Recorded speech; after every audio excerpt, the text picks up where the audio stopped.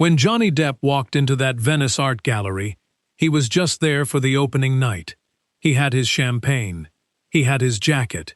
He had his smile ready, the one the whole world knows. He was not ready for what happened next, because across that crowded, glittering room, past all the beautiful people and the soft lights and the noise, there was a laugh. Low, sudden, like a door swinging open in a quiet house. His hand froze. He knew that laugh. He had known it since he was 13 years old, eating lunch alone under a staircase in Kentucky, invisible to the whole world, except to one girl. A girl with dark eyes and a broken pencil tucked behind her ear. A girl who sat down across from him one afternoon without asking, opened her notebook, and drew in silence for 40 minutes. She never said hello. She just said, "Same time tomorrow?" And something in him, something that had been quietly locked for a very long time, came open. Her name was Marisol Vega, and she was the first person who ever made Johnny Depp feel like he was worth seeing. Before the films, before the fame, before the whole world decided he mattered. They were inseparable after that. They snuck into movies. They sat on rooftops during thunderstorms. She taught him Spanish words on Tuesdays. He taught her guitar chords on Fridays. She showed up at his window at 2 a.m. on the hard nights, and he always opened it wider. She was not a girlfriend. She was something rarer than that. She was the one person who knew him when he was nobody.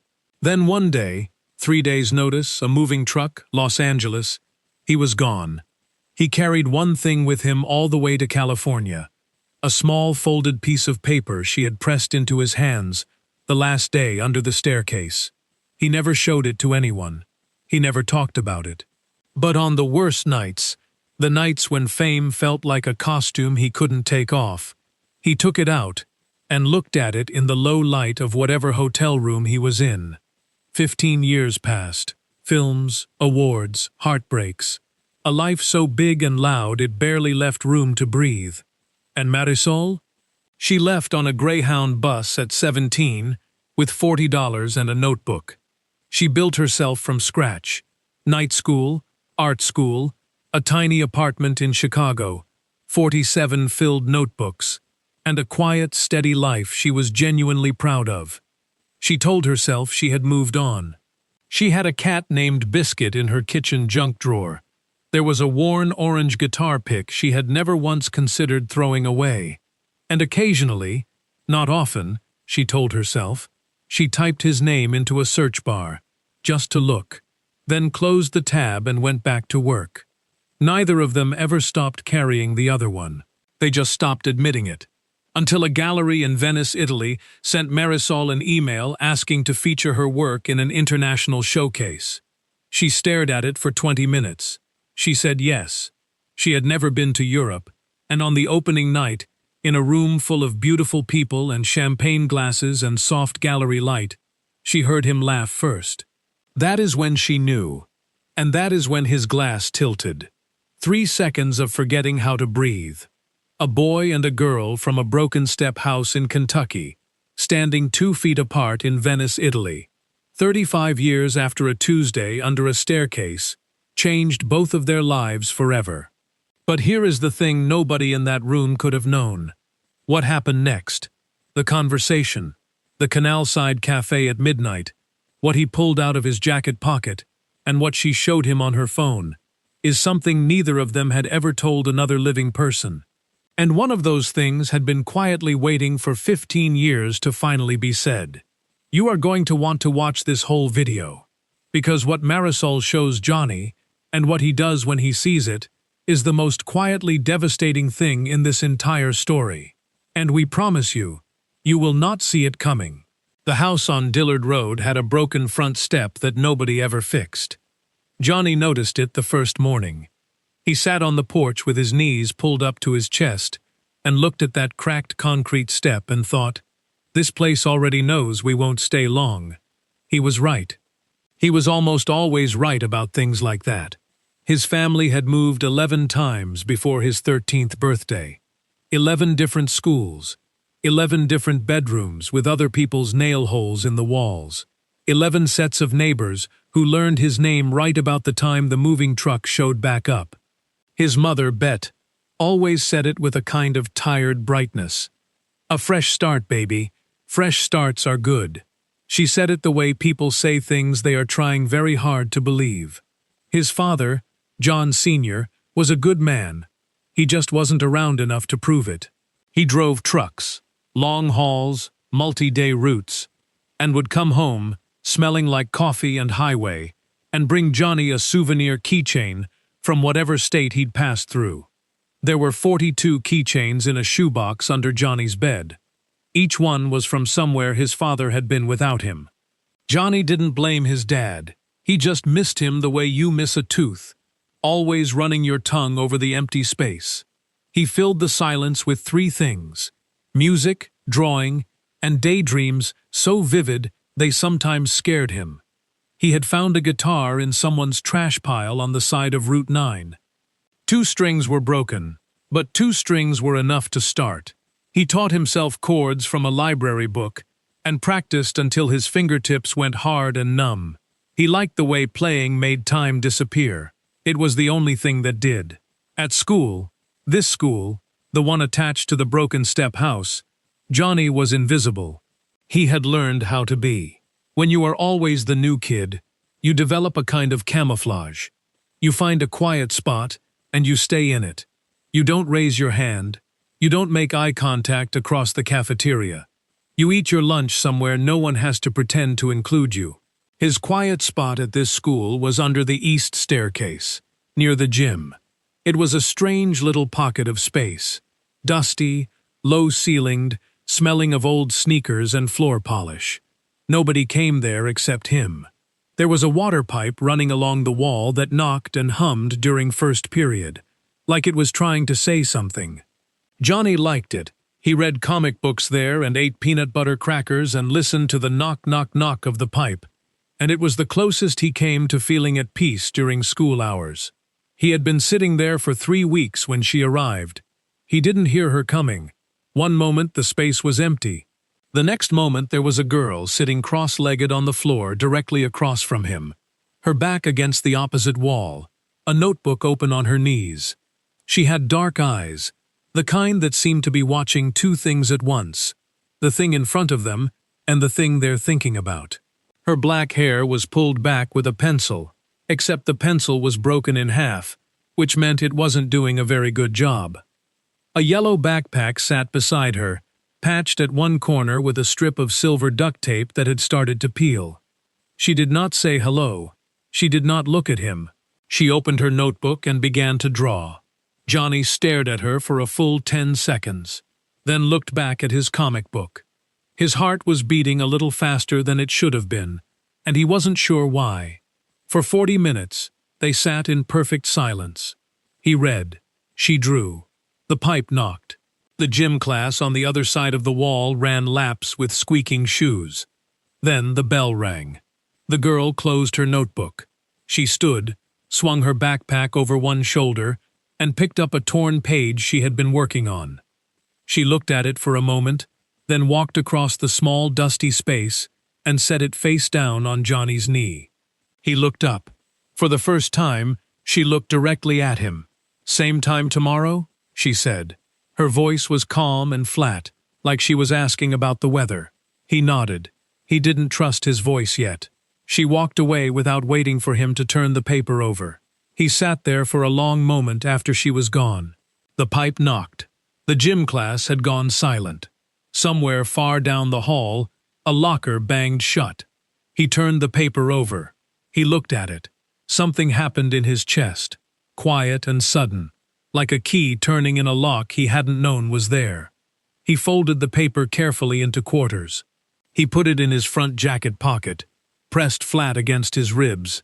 He didn't show it to anyone. He didn't know then that he never would, that he would carry it for 35 years through every city, every film set, every hotel room, every version of himself he would become, and shed, and become again. He only knew one thing in that moment, sitting under the staircase with the paper against his chest, and the pipe knocking in the quiet. For the first time since arriving at this broken step house, He wanted to come back tomorrow. Her name, he would learn the next day, was Marisol Vega, and she was the first person who had ever looked at him like he was worth looking at. By October, they had a system. Mondays and Wednesdays, they walked home together. The long way, past the overpass where someone had painted a blue whale on the concrete wall, for reasons nobody in the neighborhood could explain. Tuesdays, Marisol taught Johnny 3 words in Spanish. Fridays, Johnny taught Marisol 3 chords on his guitar. Thursday was the day they snuck into the Rialto cinema through the fire exit on the alley side, because the latch was broken and neither of them had $5. They saw every movie that played that fall. Afterward, they walked home arguing about which parts were real and which parts were lies that looked like the truth. Marisol had strong opinions about everything. Johnny mostly listened and said yeah and no way and you're insane in the right places, and that was enough for both of them. He had never had a friend like this. He wasn't sure anyone did. He learned her in pieces. The way you learn a language. Slowly, then suddenly. He learned that she took her coffee with 3 sugars and would deny it if asked. He learned that she laughed loudest at things that weren't supposed to be funny. He learned that she had a younger brother named Cito she talked about, with a softness she showed nothing else. He learned that there were certain questions she would answer, and certain ones she would walk away from in the middle of, and he learned which were which by asking the wrong ones only twice. He learned other things too, things she never said out loud. He noticed the bruise on her left wrist she called a door frame. He noticed the way she went very still when someone nearby raised their voice. Not scared exactly, just braced, like a person who had learned to absorb impact. He noticed the nights she appeared at his bedroom window at 2 a.m., tapping twice, not saying why. He always opened the window. He never asked. She would sit on the foot of his bed and read or draw until she fell asleep, and in the morning she would be gone before his mother's alarm went off.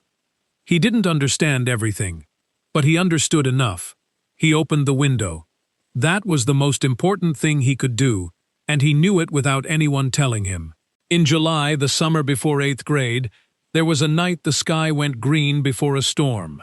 They climbed out his bedroom window onto the flat porch roof with a bag of pretzels and watched the clouds pile up over the tree line like something enormous was building itself on the other side of the world.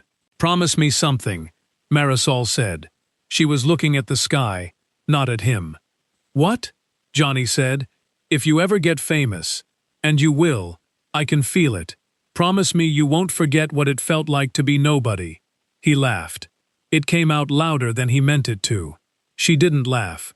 She turned and looked at him, with those dark eyes that watched 2 things at once, and he stopped. "Promise me, Johnny. For real." "Okay," he said. "I promise." She looked at him for a moment longer, like she was pressing it somewhere safe inside herself, where she could find it later. "Good," she said, and turned back to the storm.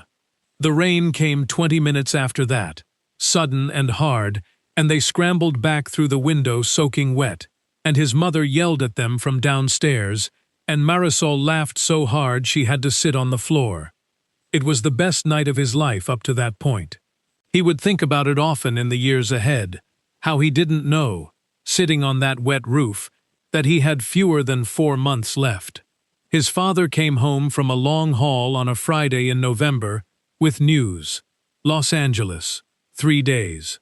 Johnny stood in the kitchen and felt the floor go soft under him. He told Marisol the next afternoon, under their staircase. She went quiet, in a way that was different from her usual quiet. This one had weight. The last night, they sat on the front stoop of his house, the one with the broken step, and didn't talk much. They had used up their words on smaller things all week, and now, when the big thing was actually here, there was nothing left that seemed like enough. When the moment came, he hugged her. She held on for 1 second longer than a regular goodbye. Just 1 second. He carried it all the way to California, pressed flat against his ribs, right next to the folded paper. Los Angeles was loud in a way Kentucky never was. Not louder with noise, exactly. Louder with wanting. Everyone in every room seemed to be leaning forward slightly, reaching for something just out of arm's length. Johnny recognized the feeling. He just hadn't expected a whole city to share it. He was 14 when they arrived, 15 when he found the band, 16 when the band started playing real gigs, sticky-floored bars that shouldn't have let them in but did anyway, because his guitarist Sal Rourke knew someone who knew someone. They called themselves the Rooks. They weren't very good yet. But Johnny stood at the microphone and felt, for the first time since the staircase, like he was exactly where he was supposed to be. He was 17 when a friend named Pete Calloway dared him to audition for a small part in a student film. A dare so casual Pete had forgotten about it by the following morning. Johnny hadn't forgotten. He walked into that audition and did something he couldn't explain afterward. He just became someone else, for 4 minutes, completely, without trying. The casting director asked him to come back. He came back. The world, after that, came to him. It happened in stages, then all at once, the way floods do. A small film. A larger film. A film that made his name something strangers said out loud. Magazine covers. A face he barely recognized looking back at him from newsstands. A life that expanded so fast he kept expecting the seams to split. He fell in love the way he did everything else.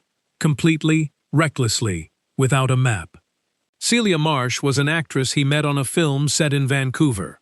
She was stunning in photographs and miserable in private, and he spent 2 years trying to fix what wasn't his to fix. She cried at him in hotel hallways in 3 different countries. He thought that meant they were serious. It meant they were wrong. After Celia came Renata Solis, a model who seemed to love him most in his worst moments, which should have been a warning, and felt, instead, like proof. She called him brilliant when he was falling apart. She didn't know what to do with him when he was steady. They lasted 18 months, and parted the way storms part. Suddenly, leaving everything wet. He started to understand a pattern in himself. He chose women who were sinking because pulling someone else up was easier than noticing he was also underwater. He won awards. He thanked people he barely knew in speeches. He smiled in photographs that would outlive the moment they captured. He worked on films set in jungles, in deserts, on boats, in the past, in other worlds. The costumes and the accents and the characters piled up like skins, and somewhere beneath all of them was a boy from Kentucky who used to eat lunch under a staircase, and he was not always sure that boy was still there. His wallet was old, brown leather, soft at the corners. Inside, behind his license and a gas station loyalty card he'd never used, was a folded piece of paper. It had been folded and unfolded so many times it felt like cloth, soft as a worn shirt. He never showed it to anyone. He never mentioned it. But on the worst nights, the nights when fame sat on his chest like a stone and nothing felt like his own, he took it out and looked at it in the low light of whatever hotel room he was in. And for a moment, he was 13 again, under a staircase, about to be found. One night after an awards ceremony, a journalist caught him near the exit, young, eager, holding a microphone like a torch. "One last question," she said. "Is there anyone from your past, someone you've lost touch with, that you still miss?" He looked at her. He was quiet for so long that she glanced at her sound engineer to check if the mic was still on. "Yes," he said finally. "Can you tell us who?" He smiled, but it didn't reach his eyes. "She probably doesn't miss me back," he said, and walked out into the night. After Johnny left, the house on Dillard Road got quieter. Not peaceful quiet, the other kind. Marisol stopped going under the staircase at school. There was no point anymore. She ate lunch on the bleachers instead, alone with her notebook, and drew things she tore out and kept in a shoebox under her bed. The only place in the house that felt like hers. She worked hard in every class because working hard was the one thing she could fully control, and control for Marisol was not a habit, it was a survival skill. Things at home got worse before they got better. She has never told anyone exactly how bad, and she won't hear either. What matters is that at 17 years old, on a Tuesday morning in March, she packed one change of clothes and her notebook and the $40 she had been hiding in a hollowed-out library book since she was 15. She walked to the Greyhound station. She bought a ticket to Albuquerque because it was the farthest place the $40 would take her. She was not crying. She was not scared. She was furious in the clean, clarifying way that only comes when a person finally decides that enough is enough, and they mean it down to the bone. She did not look back at the station. Not once. Albuquerque was hard and bright and hot, in a way Kentucky never was. She found work in a diner, then a laundromat, then a print shop where the owner, a small, serious woman named Gloria Reyes, looked at a sketch Marisol had left on the counter and said, "Who taught you to draw like this?" "Nobody," Marisol said. Gloria looked at her for a long moment. "Night school has an art program. Tuesday and Thursday evenings. I'll cover your first 2 weeks if you cover the rest." Marisol showed up Tuesday. She never stopped showing up. Night school led to community college. Community college led to a portfolio that her professor Darnell Okafor submitted, without telling her, to the School of the Art Institute of Chicago. The acceptance letter arrived on a Thursday. Marisol read it 4 times standing at her mailbox on the sidewalk, not because she didn't understand it, but because she had learned early that good things often turned out to be mistakes. This one wasn't.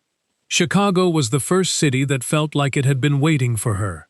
She built her life there the way she did everything, with intention and without waste.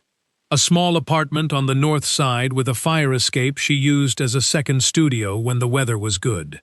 A cat named Biscuit, who was enormous and opinionated and slept across her feet every night like a living anchor.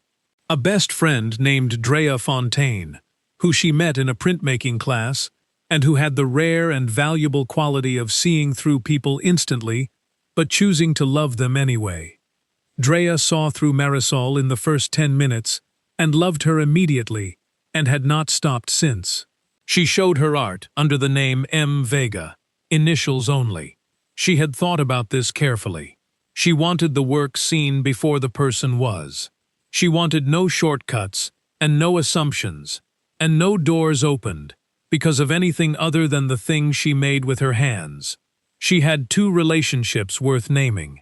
Tomas Ibarra was a gentle architect who laughed easily and made excellent coffee and loved her with a steadiness that she recognized was rare. They were together 4 years. She was fair to him every single day. She was never fully present, not once. And eventually, she loved him enough to tell him the truth. They parted on a Sunday afternoon with a long hug and a real goodbye, the kind she hadn't given the last person she lost. After Tomas, she chose no one, deliberately. She needed to learn the difference between being alone and being lonely, and she found, to her own quiet surprise, that she was almost never the second thing. She was happy, not loudly, not in a way that needed an audience, but steadily, solidly, the way a tree is happy, roots down, growing slow, unbothered by the weather because the weather was not the point. Occasionally, not often, she told herself, though Drea would dispute this. She typed his name into a search bar. She read nothing. She just looked. Then she closed the tab and went back to work.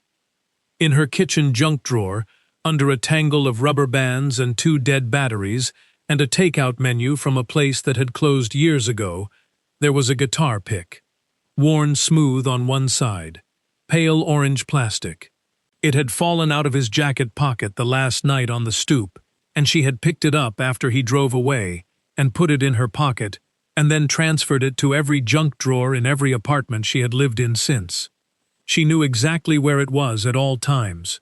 She had never once considered throwing it away. The email from the Galleria Morandi in Venice arrived on a Wednesday in October. They had seen her work in an international group show. They wanted M. Vega for a solo feature in their spring showcase. 6 pieces. Her choice, their walls. Full creative control. She stared at the email for 20 minutes. Then she typed, "Yes." I'd be honored. She had never been to Europe. She did not let herself think about the fact that somewhere on the other side of the world, a man she had not spoken to in 15 years had made 3 films set in Europe in the last 2 years, and that people in his orbit moved in the same circles as people in the art world, and that the chances were, well, she did not let herself finish that thought. She booked her flight and told Biscuit about it, and Biscuit blinked slowly and went back to sleep. That night, she opened a fresh page in her notebook, the newest in a stack of 47 she had filled since the age of 13, and sketched from memory a face she had not drawn in years. She told herself it was just practice. She drew it twice. She arrived in Venice 3 days before the opening. She had asked to come early to help hang the pieces herself. The gallery coordinator, a tall, unhurried man named Luca, had looked at her like this was an unusual request. She told him she didn't trust anyone else to get the spacing right.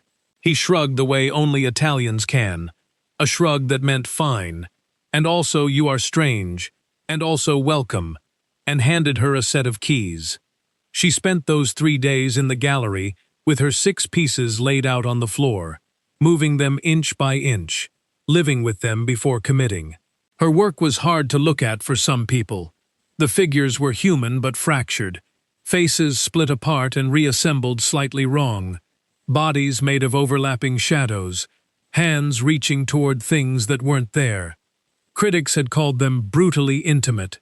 One reviewer wrote that standing in front of an M. Vega piece felt like being handed someone's diary and told to read it out loud. Marisol had read that review standing in her kitchen, still in her coat, and thought, good. She called her art just honest. On the 3rd day, alone in the empty gallery with afternoon light coming through the high windows, she stood back and looked at all 6 pieces together for the first time, and felt the specific exhaustion that comes after you have put something true into the world and cannot take it back. She called Drea. "Tell me something boring," she said. Drea told her about a parking ticket and a bad haircut, and a coworker who had started microwaving fish in the break room. By the end, Marisol was laughing with her whole face, and the exhaustion had become something lighter. "I'll see you tomorrow," Drea said. "You're not coming. I already bought the dress." The opening night was a Friday. The gallery filled the way good galleries fill, slowly at first, then all at once, until the rooms were warm with conversation and soft lighting, and the particular electricity of people looking at things they feel but cannot name.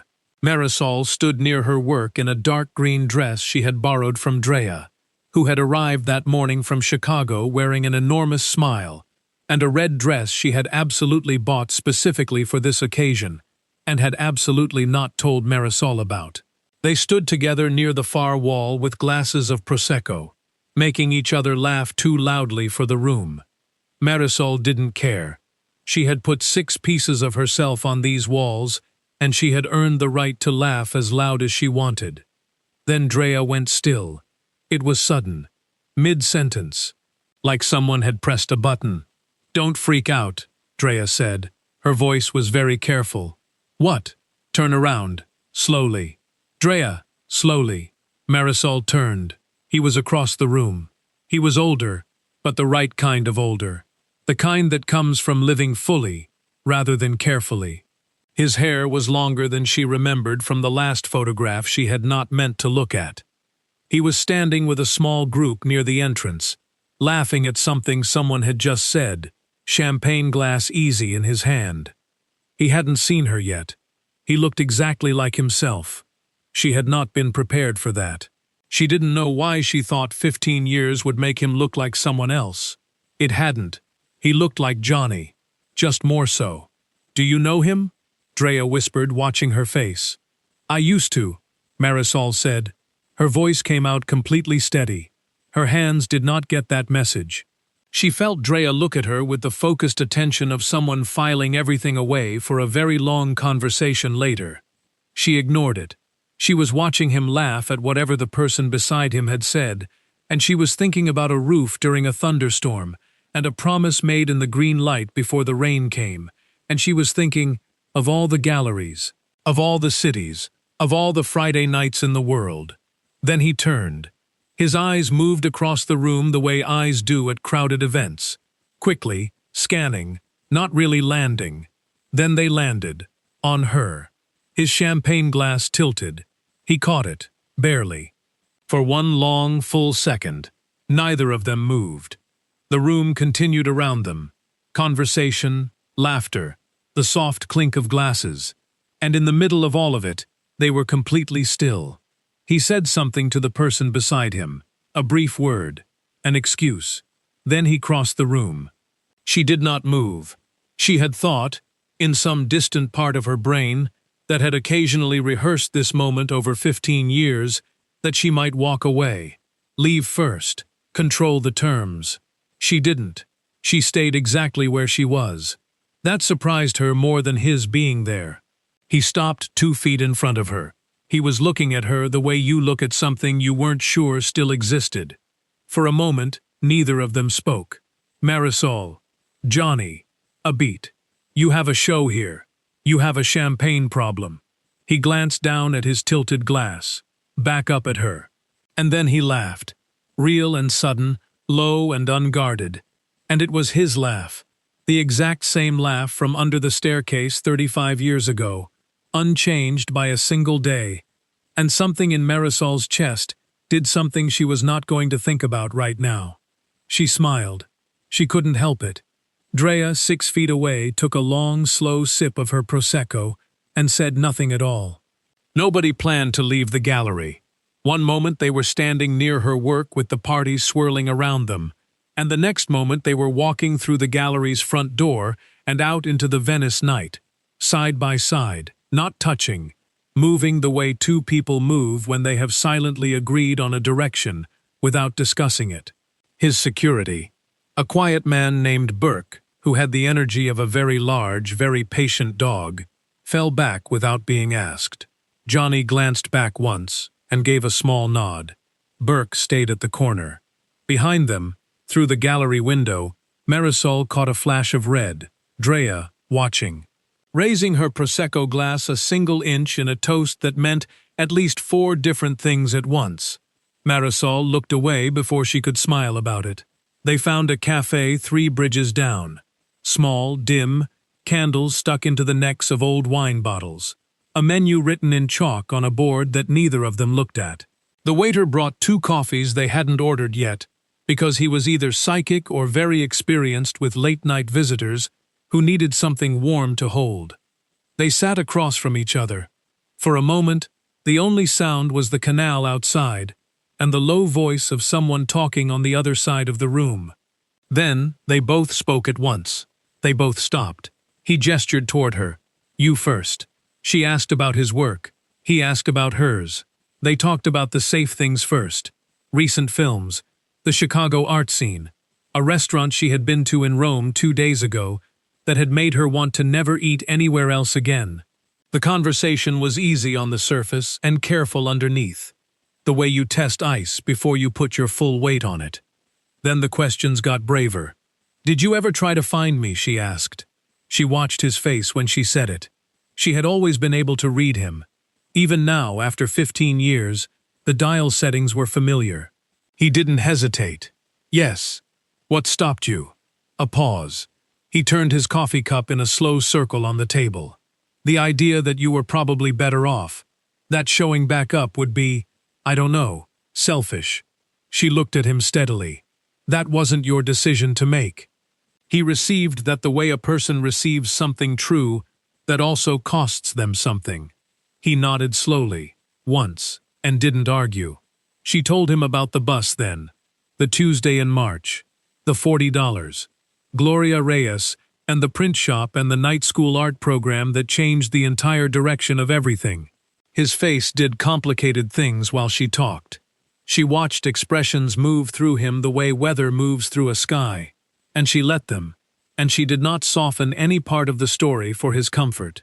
When she finished, he was quiet for a moment. "You always were the braver one," he said. "I had to be. You had talent to fall back on. You have talent. I have stubbornness. Different thing, same results." He smiled. She smiled. The canal outside caught the light from the cafe window and threw it back in broken pieces. Then his hand moved to his jacket pocket. It stopped there. He looked at her across the small table with its dripping candle and its 2 coffee cups, and the whole weight of 35 years sitting quietly between them. "I have something," he said. "I've been carrying it since I was 13 years old." He reached in. He set it on the table between them. A piece of paper, old and soft, folded into quarters, the creases worn white from being opened and refolded more times than anyone could count. It sat between the coffee cups, like something that had been waiting a very long time to be put down. Marisol stared at it. She did not touch it yet. She didn't need to. She knew what it was the moment she saw the size of it, the color of it, the exact soft weight it had sitting there on the table. She knew it the way you know a song from the first 2 notes. She had drawn it on the floor of the staircase alcove on a Tuesday in October, the very first day, while a boy across from her read a comic book and pretended not to notice he was being watched. Her hands were not steady when she reached for it. She unfolded it carefully, 1 quarter at a time. She looked at what she had drawn at 13 years old, and what he had carried every day since. It was a boy, sitting alone under a staircase, head bowed over a comic book, knees pulled up to his chest. The lines were young. She could see the inexperience in them now, the places where her hand had hesitated. But the attention she had paid him, the care in every line, she had drawn him like he mattered, like he was the most important thing in the room, like he was worth every second of looking. She felt the tears before she decided to have them. She looked up. "You kept it," she said. His voice, when it came, was very quiet. "Every day." She set the portrait down on the table between them, gently.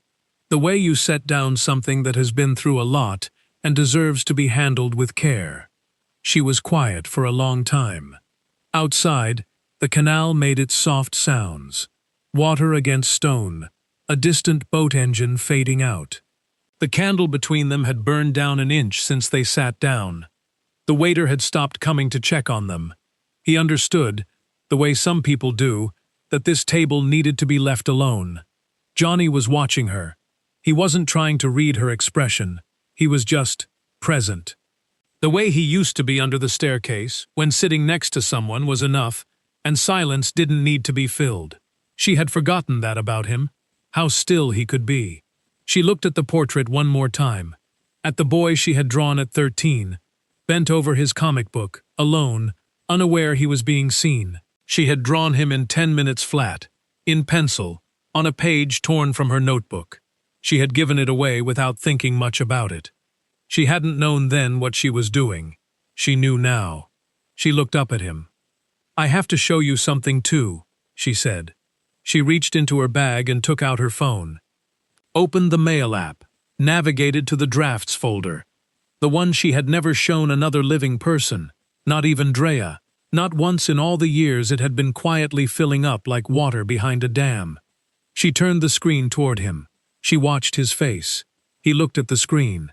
Then he looked harder. His eyes moved, reading, counting, understanding what he was looking at.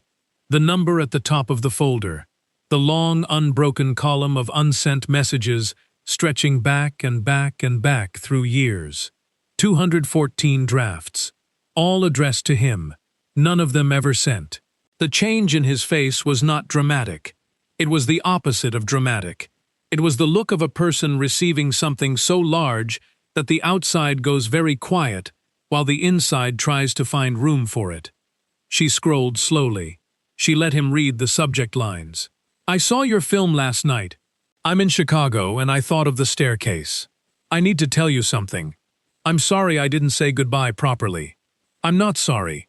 You left first. I forgive you. I don't know if you need that, But here it is. Congratulations on the award. I watched the speech. You almost said the real thing. It's been 10 years. Does that seem as strange to you as it does to me? Biscuit died today, and I wanted to tell someone who would understand why that matters. I keep starting this and stopping. I've started this one 11 times. I have a show in Venice. I keep thinking, what are the odds? He read every one. She let him. She sat with her hands around her coffee cup, cold now, long past drinking, and watched him move through 15 years of the things she had needed to say and never had the nerve to. When he looked up, he was not trying to hide what was in his face. That was one of the things she had always respected about him. He had never been good at performing emotions he didn't feel. He had also never been good at hiding the ones he did. His eyes were bright. He wasn't going to cry, but the decision not to was a visible one. "Why didn't you send them?" he asked. His voice was low and careful, like he was handling the question gently, because the answer might be fragile. She took a breath. "Because I was afraid you'd answer," she said. "And I didn't know what I'd do if you did." The candle threw soft light across the table. Somewhere on the canal, a bell rang once, thin and clear, a sound that belonged to another century. "What would you have done?" he asked. She looked at the canal through the cafe window. Dark water, broken light. She looked at the candle. She looked at her hands, the ones that had drawn him at 13, that had filled 47 notebooks, that had made 6 pieces of herself and hung them on a gallery wall in a city she had never been to before this week. Then she looked at him, right across the small table, right at the face she had sketched from memory the night before her flight, and told herself it was just practice. "Exactly this," she said. "Exactly this." The words sat between them like the portrait, quiet and old, and finally in the right place. He didn't say anything for a long moment. Then he reached across the table, not to take her hand, but to push her coffee cup gently toward her. "It's cold," he said. "I know," she said. She picked it up anyway. They left the cafe without checking the time.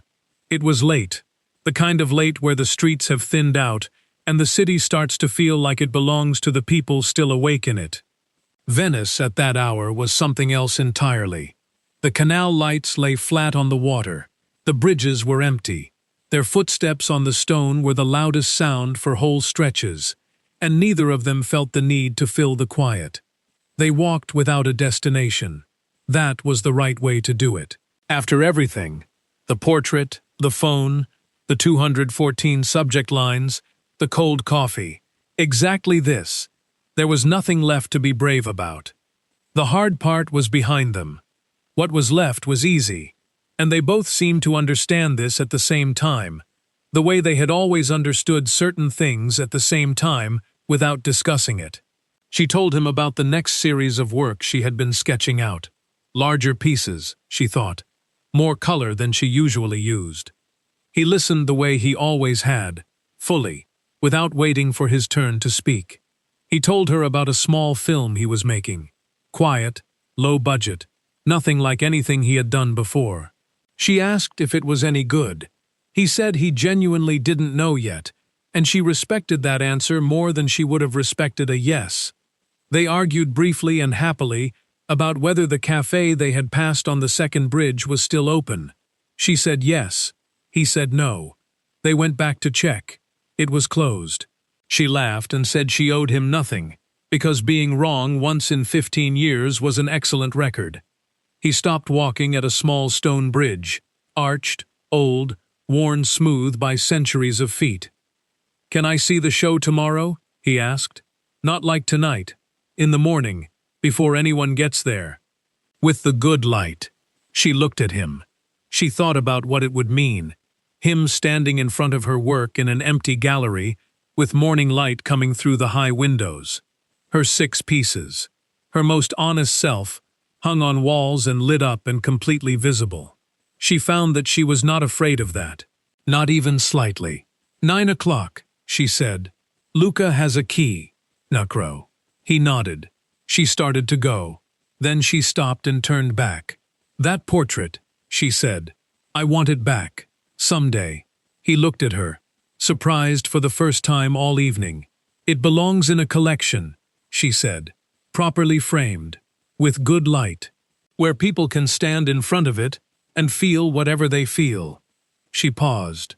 "It's the best thing I ever drew." "What would you call it?" he asked. "The title." She didn't have to think long. "The Boy Who Was Worth Finding." He stood very still on the bridge. He didn't say anything. He didn't need to. She could see it moving through him. The thing the title did. The weight of it. The way it settled. She gave him a moment with it. Then she said good night, and walked one way, and he walked the other. And the bridge sat between them, and the canal moved below it, and Venice held them both in its ancient, indifferent, beautiful hands. She was smiling. Not the smile she kept ready for photographs and openings and strangers who recognized her name. The other one. The private one. The one that lived deeper and meant something was just beginning. She did not look back. She didn't need to. Back in her hotel room, she set her bag on the chair and took off her shoes and sat on the edge of the bed in the dark for a moment, not thinking about anything in particular. Then she picked up her phone. She opened her mail app, went to drafts. The column of 214 unsent emails sat there the way it always had, patient, private, proof of every year she had kept going without knowing she was keeping track. Her thumb moved to select all. She hovered over delete. 1 second. 2. She closed the app. She set the phone face down on the nightstand. She lay back on the bed and looked at the ceiling and listened to the faint sound of the canal outside the window, and she thought, some things don't need to be sent. Some things don't need to be erased. Some things just need to be exactly what they are. Proof that you kept going. Proof that you didn't stop. She was asleep in 4 minutes. She did not dream of anything sad. The Crestfield Museum of Contemporary Art in Chicago opens its new permanent collection on a Thursday evening in April. The crowd moves through the rooms slowly, the way crowds do when the work is genuinely good. Pausing, leaning in, stepping back, saying things quietly to the people beside them. There is wine. There is soft light.